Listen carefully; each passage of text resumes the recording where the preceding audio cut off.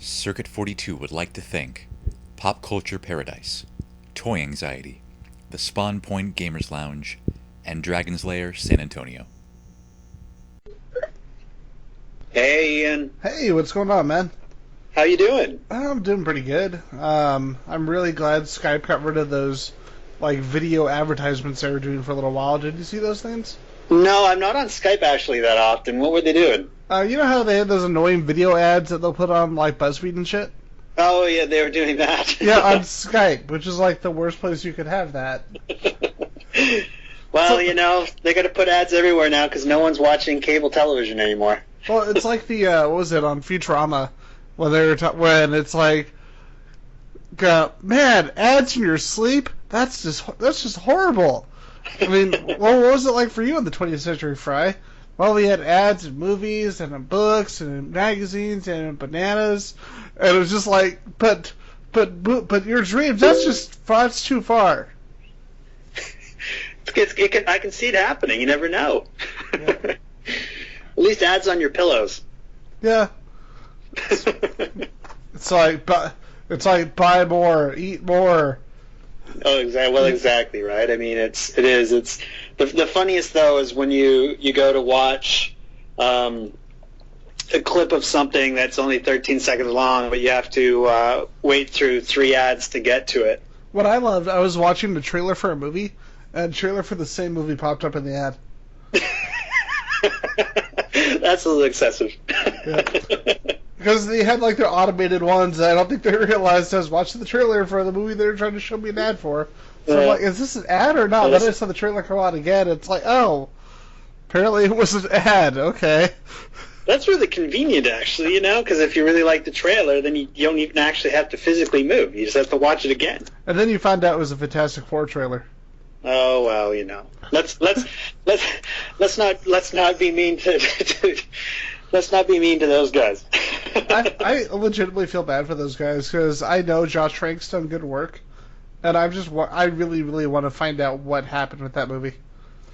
Well, it's just making movies is really, really hard, and making really big movies is even that much more difficult. So it's just the ups and downs of movies, and that's why comics is really great, because you just get into comics and you're really working with a really small team, and so some of what happened, or what we hear happened on Fantastic Four, just really isn't relatable to making comics. But wait a minute, aren't you Troy Nixey?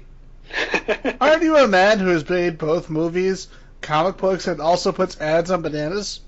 I don't put ads on bananas, but I have made movies. I have made a movie, yes. Awesome. And I loved it. And I love the collaborative nature of movies. But I made a much smaller movie than Josh made, and when you're making a big tentpole project, it's a lot different than making a $20 million movie. That's for sure.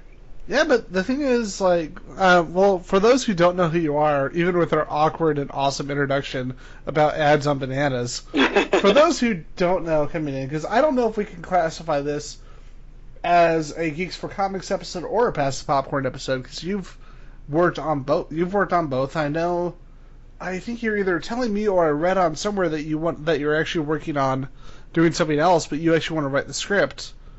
Yeah, well, the thing for me is my focus right now is comics. I was, after Don't Be Afraid of the Dark came out, it was all about movies, and I was just trying to get the next project going. And like I was saying, making movies is a difficult proposition, and you're dealing with millions and millions of dollars, and so there's a lot that goes along with that. And so I have a couple projects in development, from scripts that I've written, and I'm certainly pursuing those, but I'm not really taking on anything new in terms of reading pre-existing material.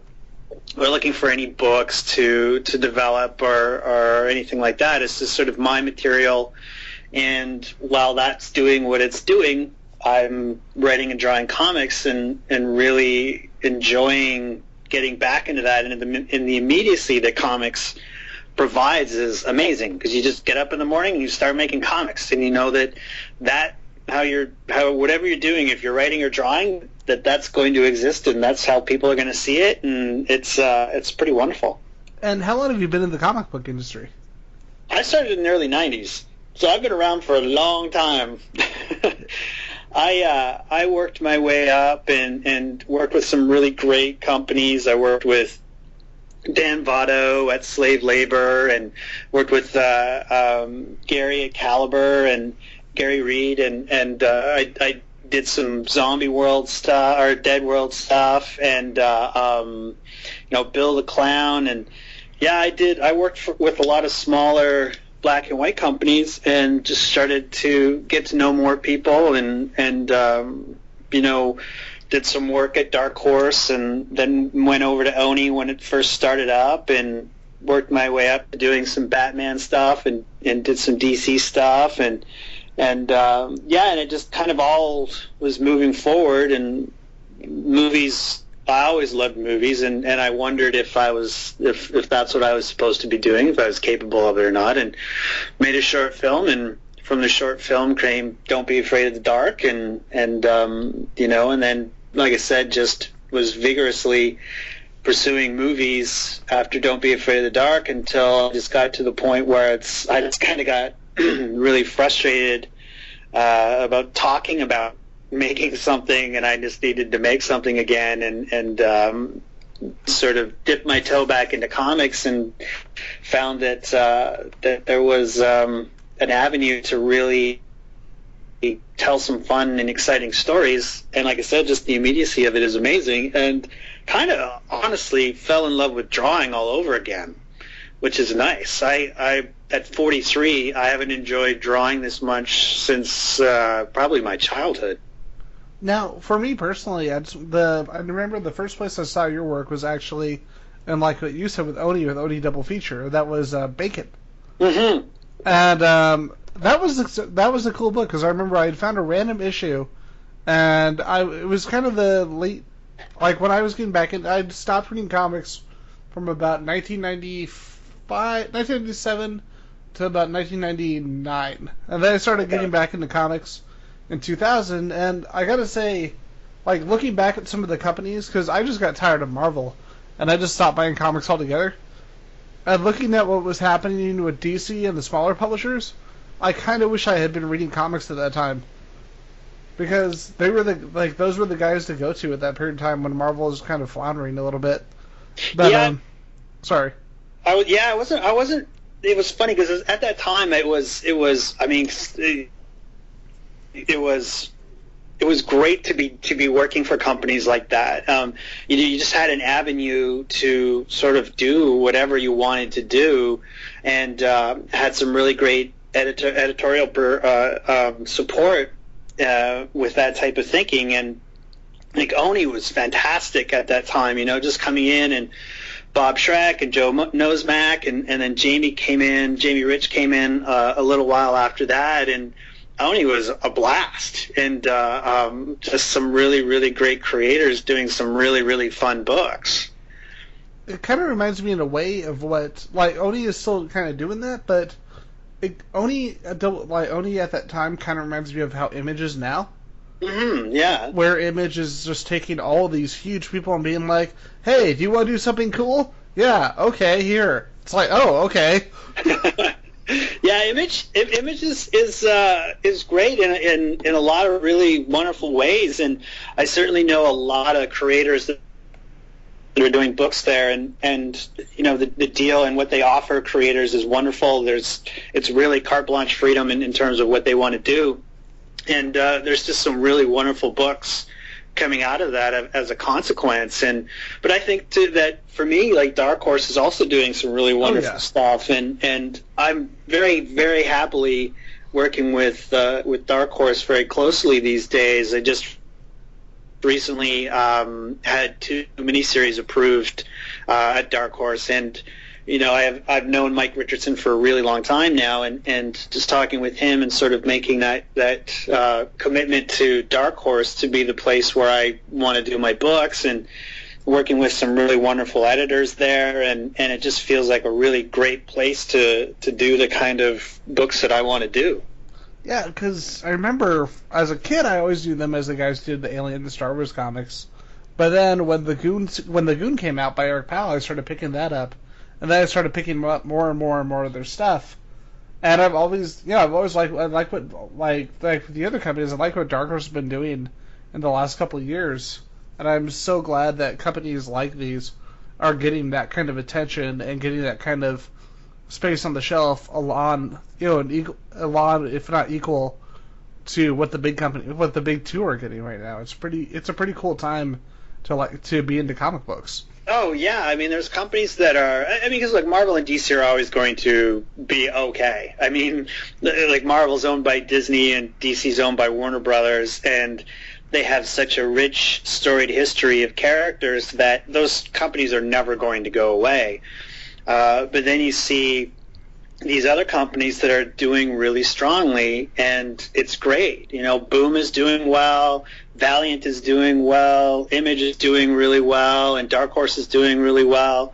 And I think that just makes for a healthier industry. You know, when you have, I likened it to it. I said this the other day. You know that the comic industry, if it's like a table. For the longest time, it really only had two legs supporting it, so it wasn't as strong as it needed to be. And now you have just surplus legs that are supporting that table, and it's much stronger as a result. I think it's, in a weird way, it's like the opposite. It feels like we're at the opposite point that we were in this period around 20 years ago, because about 20 years ago, we were just about finished with that whole comic book bubble. And people were buying comic books that weren't that good because they thought they could make money off them, and they were buying them in droves, and you had non-comic fans buying them. But now you've got, while you're not getting the millions and millions of copies sold like you were in the 90s, they're being bought by people who actually enjoy them. And I think that enjoyment is motivating for a lot of people in the industry nowadays. Oh, absolutely. I think that there's nothing worse than a creator thinking about all the hard work that they put into making a comic book, because, let's face facts. Like, it takes a lot of work to make a comic, and someone is just sticking it in a bag with a piece of cardboard behind it and putting it in a box to never see the light of day again. And there's something kind of really sad about that. But that I'm sure there's still some people that are buying comics and aren't reading them, but I certainly don't know any, and I've never met any recently. And the people are buying the comics because they want to read them and they're really enjoying them. And there's just, for me at this point now, like, there's just so much great stuff out there, and you really can't go wrong going into a comic shop because you're going to find something that is going to engage you, and that's just a really great thing. Exactly. I mentioned Oni Double Feature earlier, and I wanted to say that, like, probably my two favorite projects by you are always going to be the Only the End of the World Again that you did with came into P. Craig Russell, and Jay Finn that you did with Magnola. And like I said, I was buying everything from Oni. Like, I picked up the Kevin Smith comics. I saw the previews in the back. It's like, I want to buy all these things. So I started going back and package hunting, and Oni comics were not easy to find in stores then if they weren't Kevin Smith books. And these were some of the ones that caught my eye, and at first I didn't know what to take from it because I'd grown up looking at a lot of Hellboy. I'm like, who is this guy? Why is everyone made of tentacles? I'm scared. And then I go back, especially reading it now, and like these are becoming some of my favorite comics from my collection. Sorry about that. Go ahead. No, go ahead. Well, I just wanted to know what it was like working on those, especially working with people like Russell Gaiman and Mignola, and what was the kind of process of going on books like that, especially at that time? Well, we'll touch on Only the End of the World again. Which is a great book, and it's been out of print for a while now. I think since the early 2000s, and hopefully it'll come back into print. Early talks. Don't know if anything will happen with that, but I would love for that book to come back in print. And that one, Craig adapted the short story, Neil's short story, and so I was working sort of closer with Craig than I was with Neil. I talked to Neil a couple of times, and that's always kind of a bit of a surreal experience as someone in their 20s phoning Neil Gaiman and and having a chat with Neil Gaiman on the phone, and of course everyone knows that Neil couldn't be a nicer guy if he tried. He's just such a pleasant person. And, that project was a lot of fun. It was at a time when things were just going really well creatively. And so that book really flowed for me, and nothing but fond memories of it. And just like I said, just had a lot of fun in putting together this weird little quirky story that has polarized a few people. Some people really love it, and some people think that the artwork is a little weird. But I take that as a badge of honor.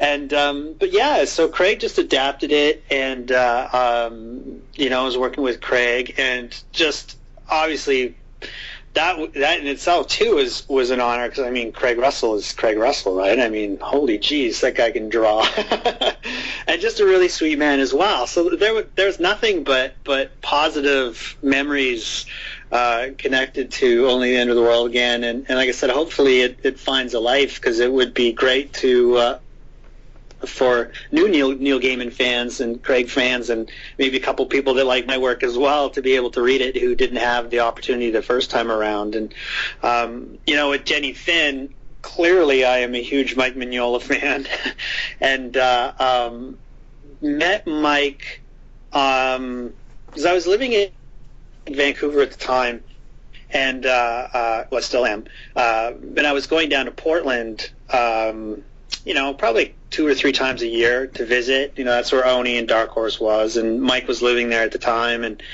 and just met Mike, and it's funny, I can't remember if it was in Portland or where it was exactly, but I was introduced to Mike, and it just came across, and I just said, I really would like to work with you. And I remember the first time I met him, because he just turned to me and he said, "I know who you are, I really like your artwork," and it just completely floored me. Like, I was like, oh geez, not only does he know who I am, but he really likes what I do. And that's one thing about Mike that is absolutely amazing. If you know him on Facebook, you see he just unabashedly loves artwork, and he's so supportive of other creators. It's amazing. And he just has a love of creating an artwork, and you really appreciate that as someone who, like I said, you grow up reading his work, and he's telling you how much he appreciates what you do. It can really give you put a lot of juice in your battery in terms of creating, that's for sure. But and so I just put it out to him. I said, I'd love to work on a project with you, and I was like, this will probably never happen, but wow. And so he just said sure. And so it just kind of came to fruition like that. And, we did the first 2 issues at Oni. And, to be honest with you, Ian, my biggest regret in comics is that I didn't finish the series.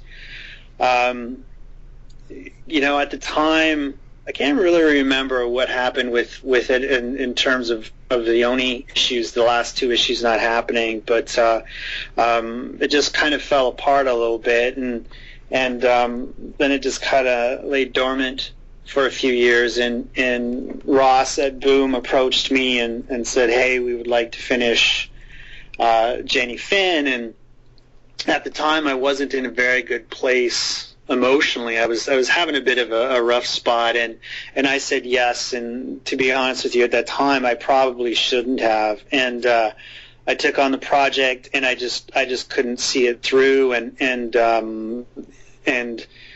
thankfully Farrell Dalrymple came in and drew the last issue, and I think he did an amazing job, but I just, I still feel really bad about not seeing that through till the end, and I just sort of felt like I let everybody down that was involved in the project, and that was sort of pushed at the point too where I just started thinking about movies more too. I don't know if I had sort of hit the wall with comics at that time or not. There was a point where I got a little frustrated with comics, and it just, things weren't turning out the way that I wanted them to, or at least me creatively. And this is all me. Like, I'm not pointing my fingers at anyone. This is all my doing. And so I look back at that, and the biggest one is I just really feel like I let Mike down in terms of not finishing that story out, because he put himself out there for a young guy who not really very many people knew, and he created this really wonderful world with this crazy mythology for me to draw, and it just didn't pan out, and I wear that to this day, and I do use it as motivation for everything that I'm working on now. To that is just never going to happen again. I'm a much wiser person now in my 40s than I was in my 20s, that's for sure. And it probably would have been the early 30s, I guess, maybe when we went back to it. But it happens, and I definitely learned from it, and it's a project that I'm still really proud of. I think that there's some really wonderful stuff in there, and some really creepy, eerie stuff, and Mike just does that better than everybody else. And I actually have one of my pages framed from it. The rest are either for sale or scattered to the winds with other people, but I kept one page, and I'm still really proud of it. But there's just that sort of asterisk beside it for me in terms of, well, that's the one you screwed up. Don't ever do that again. I think, like, at the time, I was in, like, this certain place. I think everyone has that time where they're at a place, you know what I mean? And I was reading, I loved that, and I read Love the Marquis by Guy Davis, yeah. And I read those like all the time, over and over and over, to the point where it's like I should probably read some other comics. And I would read those other comics, and I'd go back and I'd reread the Marquis, and I'd reread Jenny Finn, because they just had that kind of cool atmosphere that you didn't get from a lot of books at the time. Yeah, it's fun because I'm trying to think of. I'm sure there was other horror books being done, but I'm a huge Guy Davis fan, and. Guy is he's like Neil. He's like the sweetest guy ever. You would never know that this really sweet man from Michigan is capable of drawing the best monsters in in comics. And the Marquis, because I knew Guy's stuff when he was drawing what was it, Baker Street, Back for Caliber. And he did a book called The Realm first, I think. I think that was the first thing that he did for, was that Arrow Comics? Oh my goodness, I hadn't thought of this in so long. We had Gary on. We actually had Gary on the show. We really we basically talked about the company from a business point, so we didn't really get to really talk about a lot of the individual books. Yeah, but and I think he did something called The Arrow, and then he was doing a book, and I think Gary was writing it at the time actually, and it was I think it was set in Sherlock Holmes era London, and but everything the Guy touches is gold. He's such an amazing artist and such a strong storyteller. And you read his BPRD stuff with Mike and John and with Dave on colors, and that's just some of the best sci-fi action horror comics I think ever done. I love that with Dark Horse and Hellboy, you Mike, I all this whole team. You've just got this. I think one of the best parts about having a group of artists like that is that you've got these kind of people, even if their styles are not similar, even though their styles aren't necessarily similar, the tone is struck really, really well, and that's something I've always liked about you guys as a team on the Dark Horse books, especially with the Hellboy universe. Yeah, and it's funny because actually until recently I hadn't ever worked in the Hellboy universe. I did that Lobster Johnson one shot, which was a complete blast to do. And John is such a strong and such a smart writer, and he really has what Mike likes to do, just really dialed in, and really it all starts with Mike and what he's created. He's created a universe for himself that is so rich and so dense, and you can't help but borrow strong ideas from him, whether you think that you've come up with them on your own or not. They're sort of already floating out there. But John has also really, put his mark on the Hellboy universe as well with everything that he's done. And so to come on and finally get a crack to work in something as amazing as that was great. You know, I've always wanted to, and that actually came about because of Facebook. I just started talking to John on Facebook and said, hey, would love to work with you. And he said, funny that you ask, we're looking for artists to do these one-shot Lobster Johnson stories. How about it? And so after a couple conversations with Scott Alley and with Mike, and everyone's like, yeah, sure. And then, you know, a month or two later, I got the script, and off I was off to the races. So it's, you know, because Mike has created this amazing thing, it's easy to sort of really get the tone of what he's doing and sort of slide that into your work. And you know, that's what I did with the Lobster Johnson, where, you know, I made some very sort of strong ideas from the beginning, and I sort of approached it a bit like a Coen Brothers movie, and that's why everyone's kind of, all the bad guys are kind of goofy looking and kind of, you know, sort of like, you know, that they're not going to win immediately upon meeting them. And, you know, but then drawing Lobster sort of more realistic, and if you go back in the book, he's the only one who, and this is silly, I mean, this is kind of stuff I do, but you never see him, you never see his breath in the cold. And even though he's living, it was just this idea that I had. It's like, oh, well, you'll never see the lobster's breath in the cold. You'll see everybody else's, but you won't see his. You know, it's like he's not suffering like everyone else. And well, so he's the Bruce Campbell of the Hellboy universe. Well, so yeah, of course. and it's funny because, you know, you come up with an idea like that seems kind of silly. But it's not. I think it's actually was kind of a clever idea. But I mean, that's the kind of thing that you would get out of a Mike Mignola character, because Mike is so great at creating these characters and giving them backstories and just creating these wonderful worlds and stories around them, that you just can kind of pick out of that. Whether he's ever done that before is irrelevant, because he's sort of hinted towards things like that, and it's like, well, I'm just going to do this because it's kind of weird and out there, but it totally works with the character. And so it's just really easy to create your own sort of take on what he's created and what John's created, just because there is so much there to work with. So, something I wanted to ask you about, and I bet you cannot guess from what I just changed my Skype picture to what we're going to talk about. As you know, as somebody who's someone who's a huge fan of City of the Lost Children, this was the first. Yes. That was the one that popped out of my mind, because I started reading these around the time. I forgot which issue it was, but Jim Mahfood had done one. It's like, what the fuck, Jim Mahfood doing a Simpsons comic? I have to buy this now. And then next year it's like Garth Ennis and Troy Nixey, and it's like, oh, okay, I'll buy that too. And like, this was, huh? I think Stan Sakai was in the same issue as me. He was either in the same issue as me, or is the one with Jim and Scott Morris, and I think Jim Mahfood are in the same issue. I and then Stan did if I can remember right, Stan Sakai did the Wizard of Oz one, which just seemed like it fit him really, really well. Yes. But I wanted to ask you about this, because it was so stylistically different, because everyone else had, like, even John McCrea on his really disturbing Aliens one he did with Dennis, even he had kind of stuck with the house style, and you did something different. You kind of, and it almost reminded me of the work that you had done with Jenny Finn.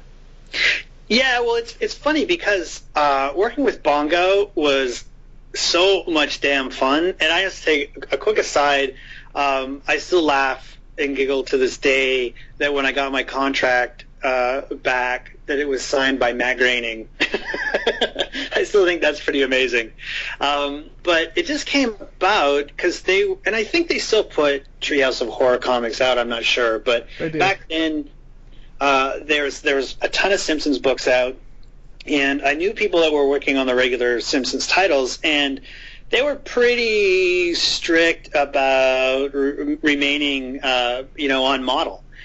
But with the Treehouse of Horror stuff, you were just allowed to do basically whatever you wanted. I mean, you couldn't get so far afield that the characters weren't recognizable. But if you knew who the characters were, you were free to do whatever you wanted. And this was definitely back in my heavy inking with the brush days. And Yeah, and I just had this story for Homer, setting him in Victorian London and doing kind of a Elephant Man sort of kind of riff, but also finding him as like a caveman in the ice, and absolutely loved it. And I tried to get another story from them. Every year, everywhere since. Well, for a few I did anyways, but they had so many artists who had approached them to do stories, and they didn't want to overlap, which I totally understand. But I had so much fun, I wanted to do another one, and it just was one of the easiest jobs, honestly, I ever did. It just came out really naturally, and then knowing that Dave was going to color it too was just, I mean, Dave just knocked it out of the park on the colors, Dave Stewart, and I'm still really, really fond of the Homo erectus story, that's for sure. So the one thing I want to ask you, because you talked about the Victorian London influence and the Elephant Man influence, what was it about? Because I may be wrong, but the Homo erectus image seems very, very similar to the cover of City of Lost Children. And I was wondering, was that intentional, or did you just draw from that? Oh, it wasn't intentional. It's not like I was like, oh, okay, I'm going to set this in that kind of setting or world. But, I mean, obviously it's a movie that I dearly love. If you look at my work, you can definitely see that there's a Jean-Pierre Jeunet influence to what I'm doing. And so that just trickles in. I saw that movie. It was funny because a friend of mine told me about it, and I was living in Saskatoon at the time. It's where I graduated high school, and my friend phoned and he said, "There's a movie playing at the Broadway Theater, and whoever made it, because he couldn't remember the director's name, he said he made this movie just for you," and I kind of laughed, and I was like, "Oh, okay." So I promised him I checked it out, and I check it out, and went down a couple days later and watched this movie, and watched it, I think, probably with my mouth hanging open. I was just so completely blown away, especially at that time, because it was so dialed into the worlds that I was creating. And here it was, sort of my ideas, or similar ideas. I shouldn't say my ideas, they're not my ideas, but similar ideas and similar themes and playing out in front of me in live action, and it was just the most amazing movie-going experience, probably since I was a little kid and had seen had watched Star Wars and E.T.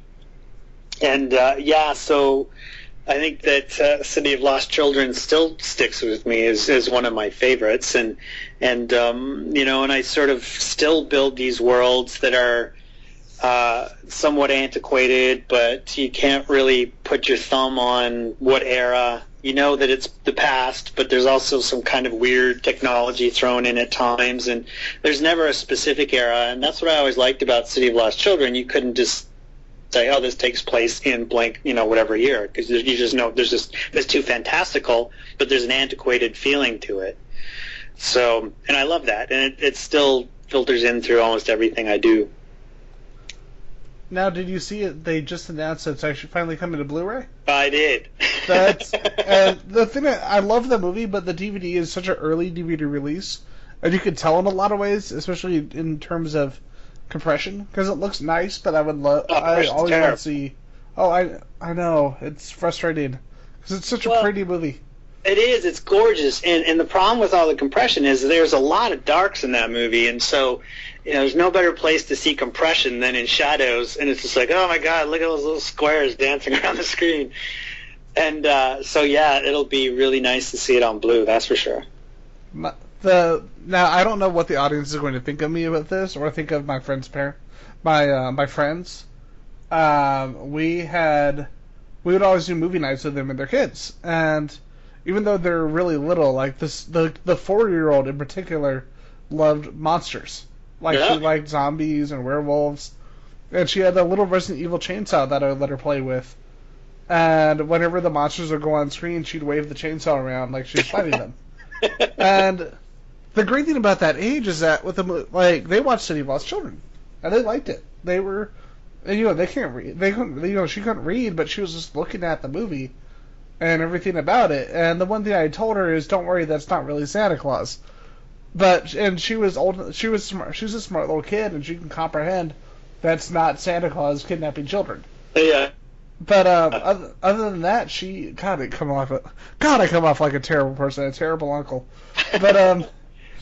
But they were watching, like, we went and got some food, and they were watching it with their mom, Mm-hmm. and they just absolutely dug it. Like, they did not take their eyes off the screen once.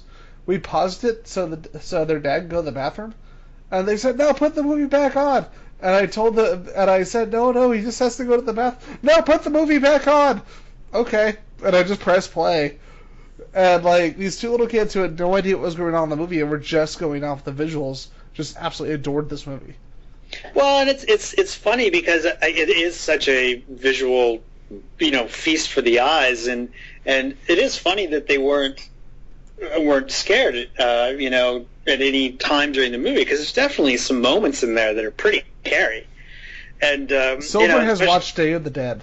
Well, that's pretty crazy. Yeah, and she loved it. Like, she stared at it, and Bob was her favorite person. And after that, she told me that I was her zombie, and she said that it's okay because you're a nice zombie. Well, I guess there has to be one nice zombie. Well, yeah, Bob. Well, yeah.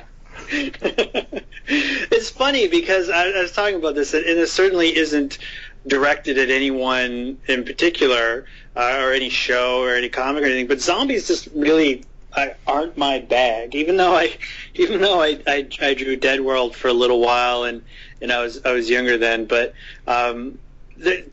just the concept and the idea of zombies just really doesn't really do very much for me at all. And so, which is too bad because there's apparently a lot of really, really great zombie stuff there now. But it just kind of leaves me a little flat. See, for me, I've always been the idea that anything I can enjoy any particular project with any subject as long as it's done in an interesting way. Like, sure, yeah. Because you can throw like the Underworld movies at me, and they have werewolves, but I don't give a shit because they're crappy movies. Sorry, I curse a lot, but oh yeah, this is not all just show. Just so I let you know. Well, fair enough. It's like I kind of figured that out, Ian. Oh, really? Yeah. And but like you give me like a Wolfen or a Curse of the Werewolf, The Howling, and I'll eat that up because it's a werewolf movie done well and done in an interesting way. And the funny thing is, no one talks about Curse of the Werewolf with Oliver Reed, and that's a great movie. It is. I haven't seen that one for a really long time, but it was. I remember seeing it. 20-something years. When did it come out?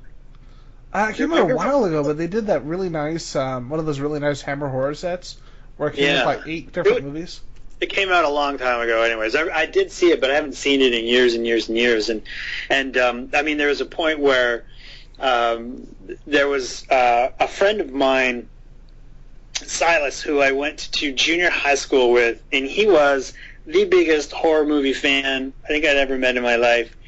And we used to watch so many horror movies at his house, and we were watching everything then, and including zombie stuff. And I just remember that being a really fun period in my life because we would just stay up till ridiculous hours on the weekend watching movie after movie after movie. And at that time, I'd never met anyone who liked movies as much as me, and so it was kind of a nice breath of fresh air where I could feed this crazy habit of mine with someone and not think I was completely nuts and alone, because here was this other guy who liked movies as much as I did.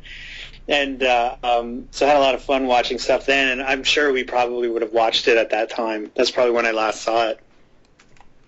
Yeah, me and my friends, we do regular nights like that every couple of weeks because I have a ton of movies that so many people I know haven't been exposed to, either because they're like a couple years younger than me and just missed it by kind of missed that boat by a second. Or, unlike my family, they weren't like, oh, cool, let's go to Blockbuster and rent Audition. It's like, okay, Mom. Wow. Yeah, see, it explains a lot, doesn't it? Yeah, my mom would never be renting Audition.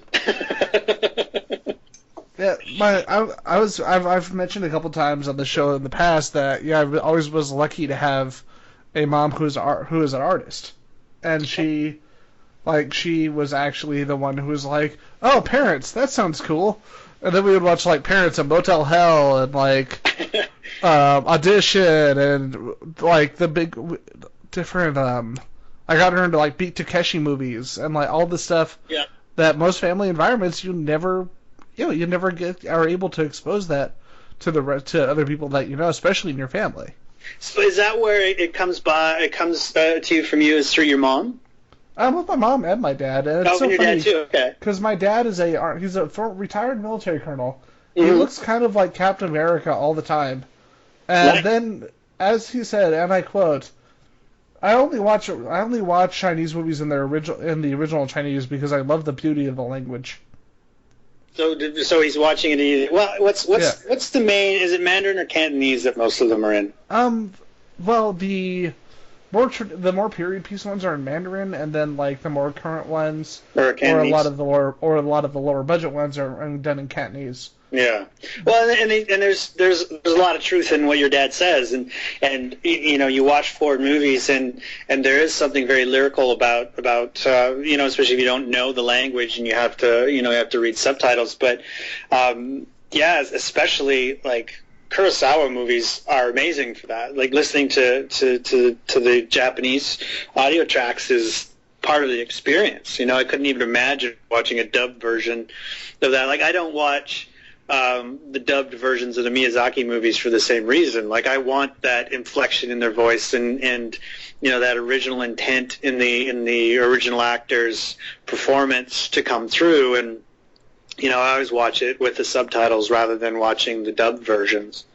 And so yeah, your dad's 100% right. I mean, it's fantastic to watch a movie in its original language, and I wish more people were open to that. You know, it's a shame that you know, every once in a while a movie will come over from somewhere and it'll do really well in its original language, but it's kind of few and far between.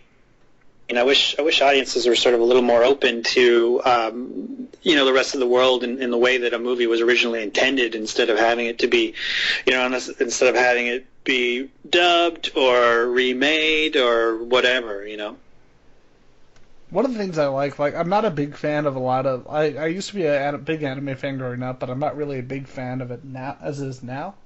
But one of the things I will give credit to is that modern fandom for anime has gotten so accustomed to subtitles that that number of people, especially younger markets, has grown to that. You know, where there are a lot of younger people who are able to appreciate that. You know, you'll still have some who aren't as much, but I think that fandom in particular. Like, you can tell them, hey, we're going to watch a movie we're going to go see a movie in Spanish. It's like, oh, okay, cool. Well, that's good. That's good to hear. We saw one, and I'm pretty sure this is probably one of your favorites, because, you know, as far as your taste, it seems like it would fit. Devil's Backbone. Oh, yes. Yeah, we got to see a free screening of that, and it was pretty amazing. Yeah, that's in my top 5 forever movies. I love that movie, and it was, well, I had seen Kronos before Devil's Backbone, because I sort of stumbled across Guillermo sort of a little bit later. He had been making movies for a little while before. I think he had 2 or 3 under his belt at that time. But I saw Devil's Backbone and was just absolutely blown away by it. And here was this really scary story, you know, but at the heart of it was just really tragic and sad. And I always appreciate whatever format the story is in, whether it be a novel, a comic, a movie, whatever, TV show, where there's a real mix of emotions, you know, where they're sort of presenting something to you visually, but you know, they're kind of hitting you on a different emotional level than what you're seeing. And with Devil's Backbone, it was that in spades. You know, here you have this really horrifying, creepy story, but it's just really sad. And I think Guillermo's just really, really good at hitting that kind of idea of mixing those and playing those emotions and keeping audiences guessing and on the edge of their seat. And he's done that in his other movies as well. I mean, Pan's Labyrinth is just ripe with that type of thing. Here you are following this story, this horrible story of this poor little girl, during the Spanish Civil War, but then you have this fantastical element, and it's like, is it real? Is it not real? And yeah, it's just it's incredible. And with that, I actually want to talk about Don't Be Afraid of the Dark for a little bit, if you don't mind. Yeah, absolutely. So with this, I can't remember the top of my head. You had done this, and then afterwards you did ABCs of Death, right? No, I didn't do. That was Kari did ABCs. My buddy Kari Andrews did a segment in ABCs of Death. I didn't do anything. Oh, I'm so sorry. I thought for some reason. Oh, okay. I'll tell you how I'm connected to ABCs of Death. Okay, let's tell this. This is a fun little bit. Now I feel dumb. No, because there is a connection there. So Kari did the posters for the first one and the second one. And so if you see the movie posters of the second one, there's this demon woman who's sort of hanging all over death, essentially. This guy in a robe with a skull face, and that's me in that costume. Not the demon, not the female demon, but the guy who's portraying death is me. So there is a slight connection to ABCs of Death, but that's it. See, that would have been, I'm not going to lie, that would have been kind of awkward if you had been the demon lady. Yes. So new things are revealed about Troy Nixey. Here at Circuit 42. He dresses like a demon lady at night. Yeah. I actually haven't made a movie since Don't Be Afraid of the Dark, and that's one of the reasons why I found my way back into comics. It's, like I was saying sort of at the top of the interview, that the movie industry is just really, really tough. It's really tough, and there certainly was a few projects that came really, really close. I was supposed to shoot the most current one, and the one that sort of put it over the top for me in terms of like, I need to go make comics. I was supposed to direct a movie this last November, and we were racing towards this start date, and I was reworking the script, and everything was full bore ahead, and we're getting super tight to scheduling, and then all of a sudden they just decided no, and slammed on the brakes, and I'd been working on this thing for months, and that's just the nature of the business, and so there isn't anything specific about this company that did that where I can shake my fist at them and say, you guys, because the reality is that millions of dollars are being spent on these projects, and there's a lot more to consider than just the creative end of it. It has to be at the right time. They have to have the right investors in place. And now more than ever, they have to have the right actors in place. Almost everything is everything that's going to get a green light is subject to actors getting attached. And so you go through this very long process of who sells in what territories, and availability, and are they interested or not interested, and it's a long, arduous task to attach actors to projects, and which is why I always kind of bristle sometimes when you read people saying things like, well, why'd they put that guy in it? And it's like, you have no idea how hard it was to get the actor in the movie. But it's so contingent on so many variables that you have no control over, that at a certain point you sort of become a passenger until the movie gets the green light, where you are allowed to go and be creative.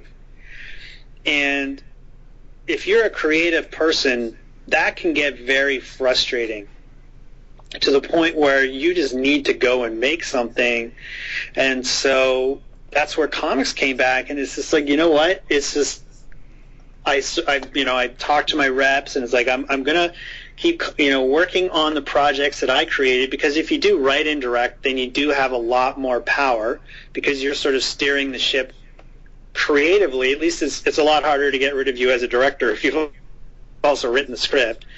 And there's a lot of things that you kind of have to give up to make a movie feel like it's sellable to a company, whether it be a studio or whether it be, however you put the money together through foreign investment or whatever, and, independent money and that kind of thing.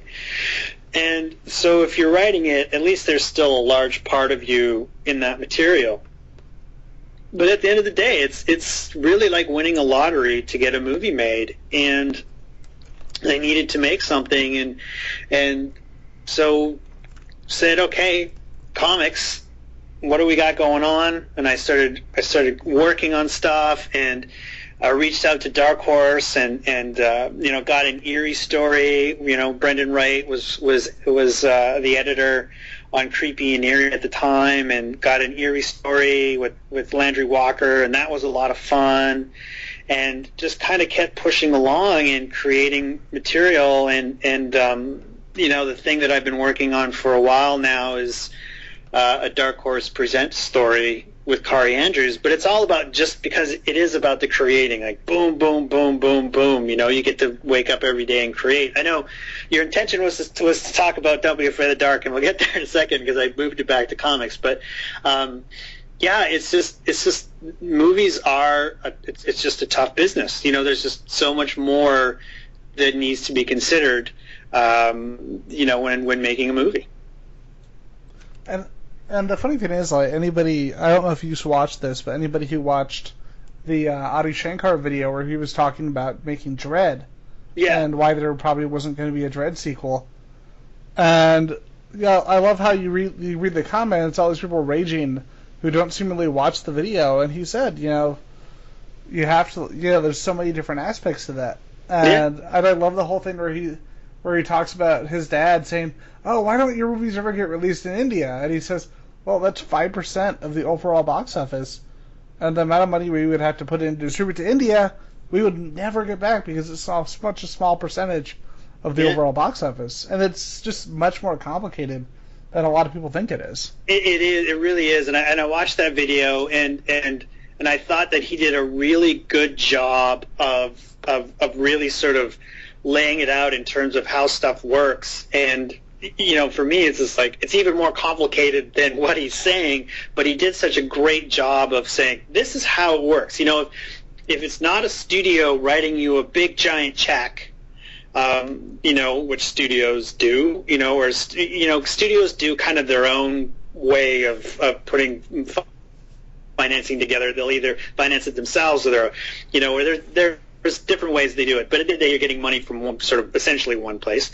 Or you do what they did, and you just pre-sell the movie to every territory in the world, and so you're getting bits and pieces of cash, and you're putting that in, but at the same time, you have to make concessions to these people that are making you money, and it's just a huge juggling act.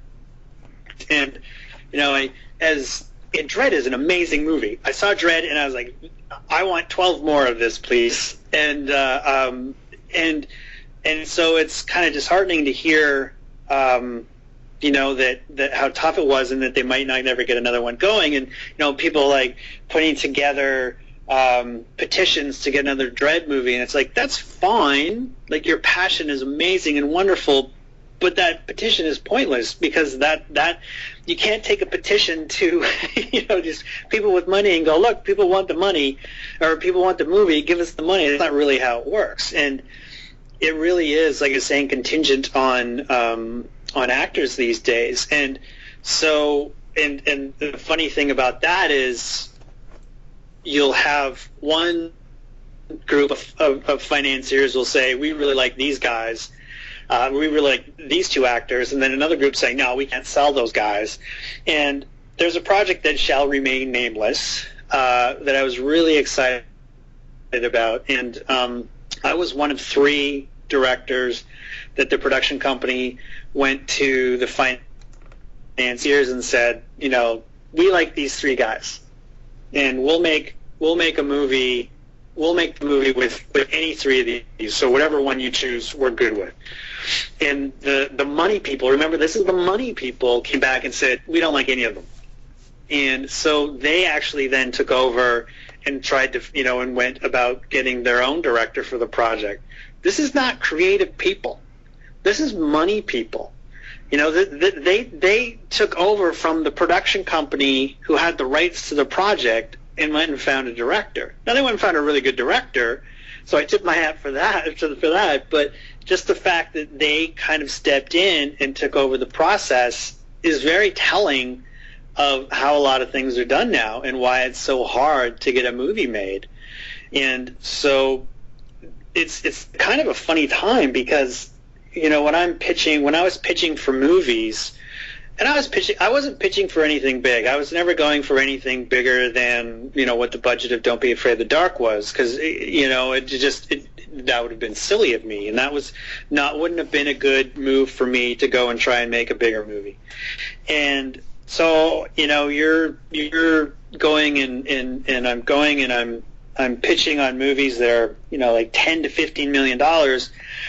And then you hear about some of the directors that are also pitching for that movie, and you're just like, why are these guys even in the conversation? Like, these are the guys that make, 20, 30, 40, 50, $60 million movies. But the problem is no one's making that size movie anymore. So those guys got to do something. So they slide down the ladder.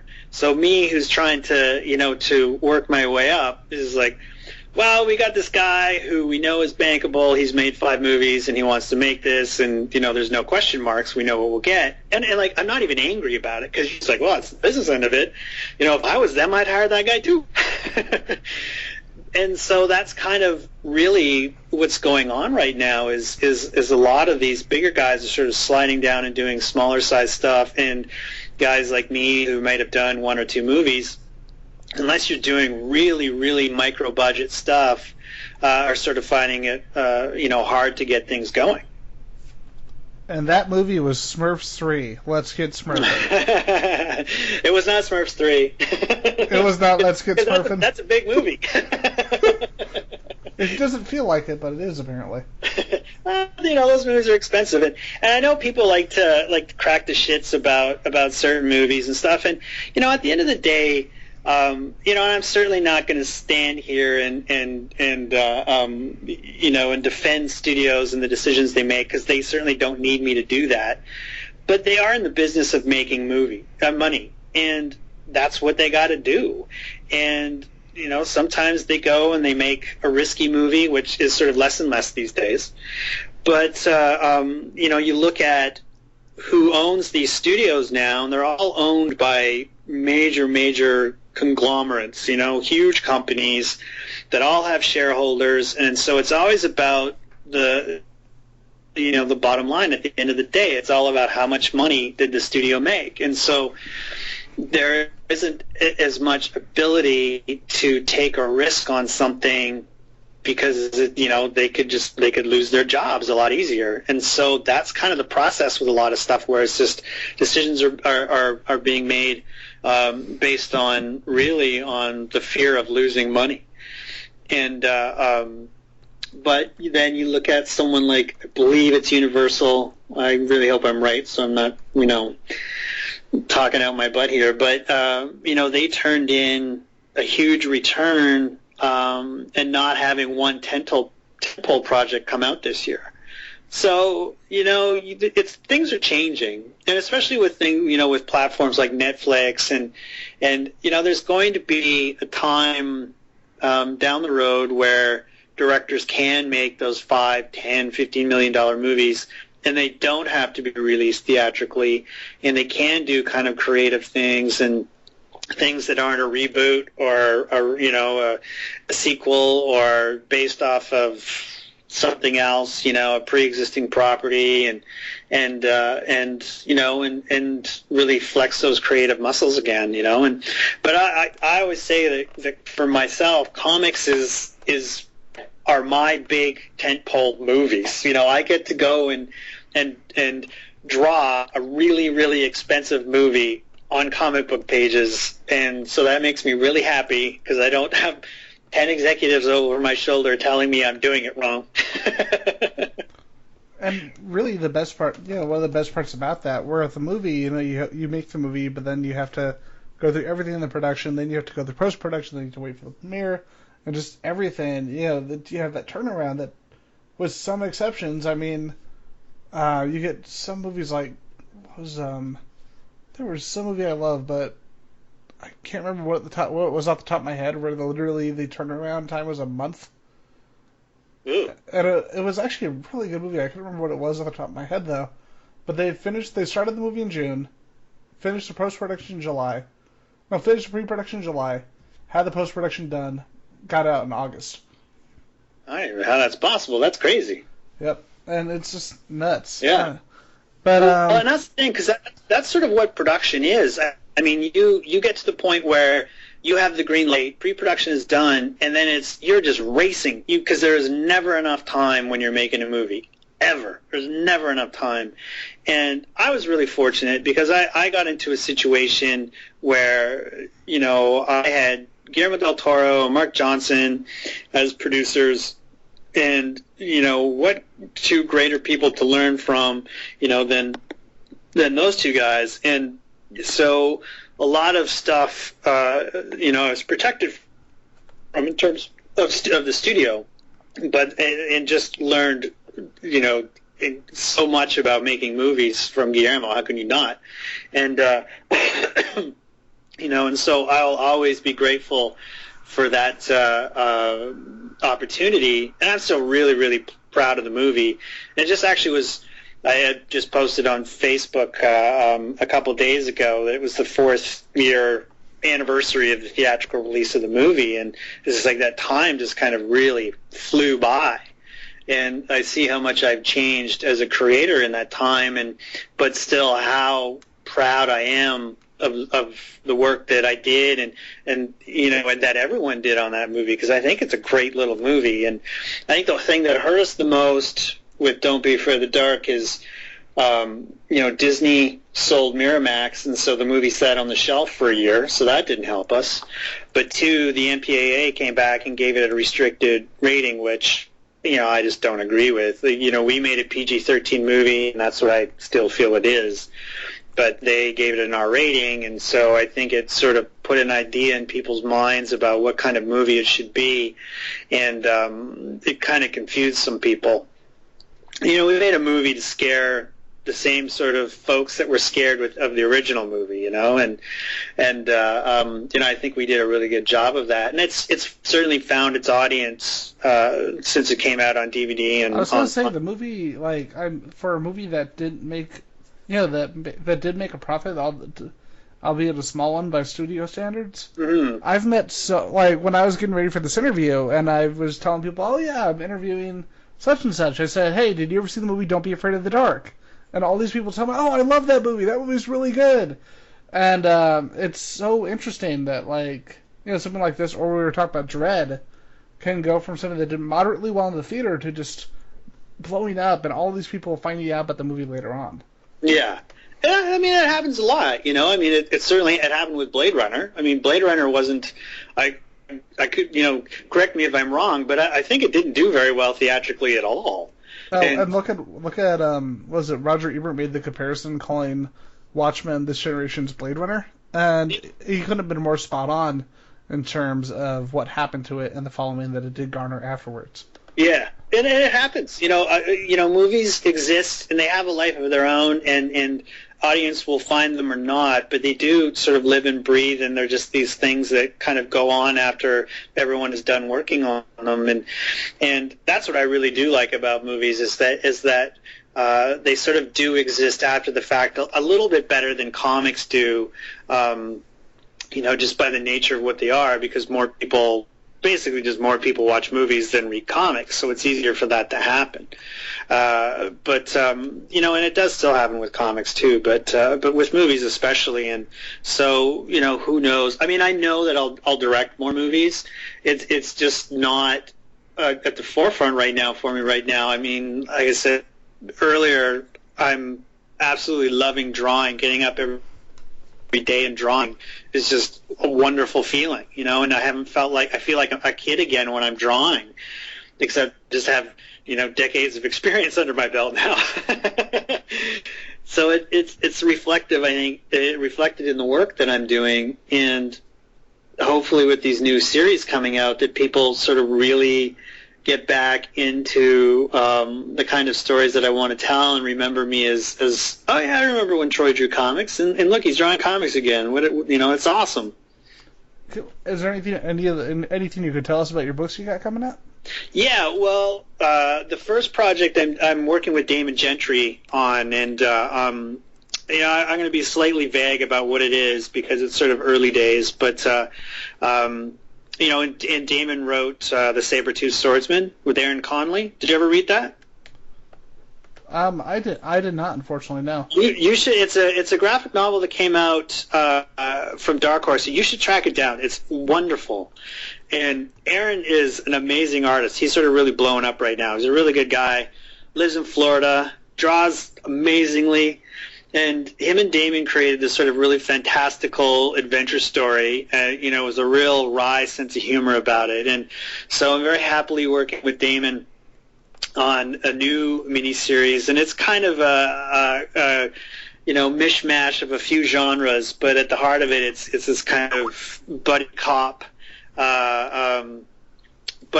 story, but just the one isn't really a human being. And I'm sort of really pulling from Mort Drucker and Jack Davis. As I grew up reading Mad magazines, because my folks would buy me a Mad magazine every year for Christmas and put it in my stocking, and so I started reading Mad magazine at an early age and just loving that stuff. And so it's sort of really over the top and going to be a lot of fun. And then I'm following that's going to be a 4-issue miniseries. And then I'm following that up with, and I will tell you because I actually let the cat out of the bag a little while ago, is I'm doing a 4-issue Trout miniseries that I'll be writing and drawing after this one. That is too cool. Yeah, did you ever read Trout when I did Trout? Because I did Trout and I heard of Trout, but I never actually got to give it a read, unfortunately. Well, the good news for you is that Dark Horse will be collecting all the previous Trout material and putting that out probably a month or two before the miniseries hits the stands. So the first issue does. So everything will be under the Dark Horse banner again, all in one nice book. And like I said, I couldn't be happier working, for Dark Horse. It's that company that when I was younger and striving to really get into comics, it was the company that I always wanted to work for.